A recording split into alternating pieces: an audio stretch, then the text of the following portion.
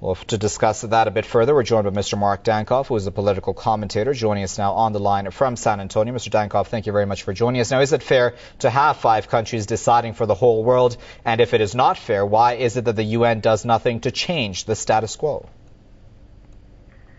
Well, of course, I am somewhat biased because I represent a point of view in the United States known as paleo-conservatism, which has never been pro-UN, has never been pro-Zionist, and basically would understand that in terms of the United Nations, that what we have is a circumstance very similar to what exists, frankly, in the United States itself now, where you have, in American terms, a burgeoning large government that is under the control of the Wall Street elites and the Zionist lobby and the international banking community, and that as that those entities have become increasingly powerful in the United States, it has taken away many of the economic and political rights that American conservatives had and American people generally had under the previous system based on the American Constitution and the so-called Old Republic.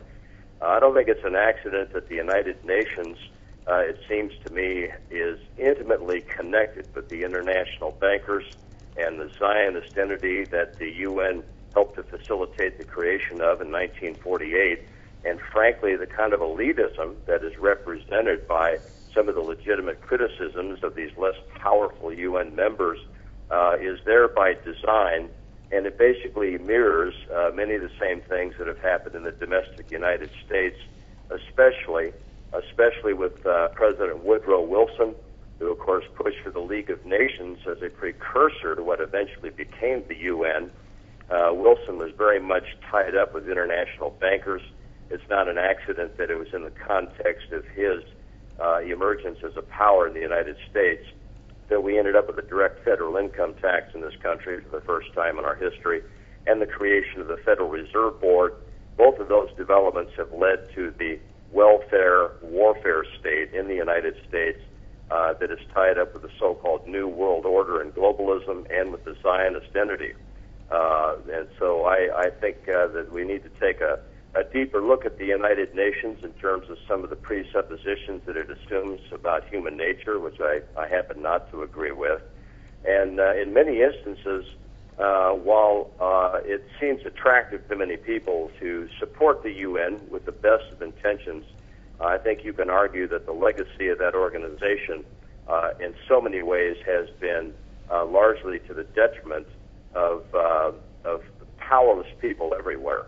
So I'm not a real fan of the United Nations, and to the degree that it might have any credibility at all, it seems to me it's going to have to push the envelope on this Palestinian issue and ensure that this issue of Palestinian statehood is recognized. And if it comes to this, once it gets to the Security Council, the United States should be forced to exercise its veto, simply that its own clearly immoral position on this thing in Palestine would be exposed and underscored once and for all. And this, I think, would go a long way toward helping the Palestinians, isolating the worst elements in the international banking community and the Zionist lobby, who have, in the last 100 years of world history, have done all kinds of terrible things, both in my own country as well as abroad. And I would be very much encouraged to see the UN actually being used in a way that would begin to expose the dynamics, frankly, of many of the forces that empowered it and created it to begin with.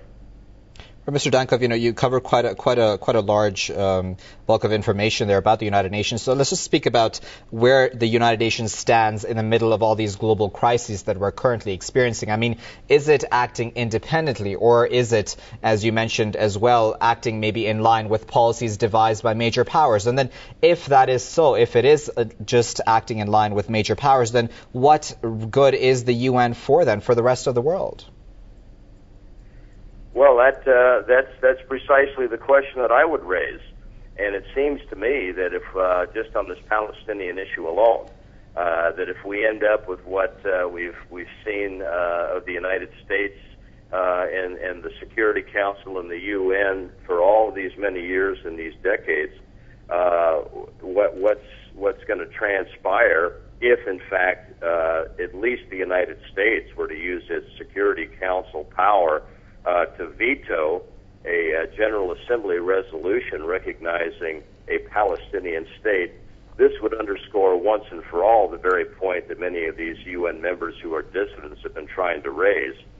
If that tragic scenario were to unfold, and President Obama has given every indication that that's precisely what the United States would do, then I think we're talking about a situation where the UN would just be completely devoid of any international credibility whatsoever.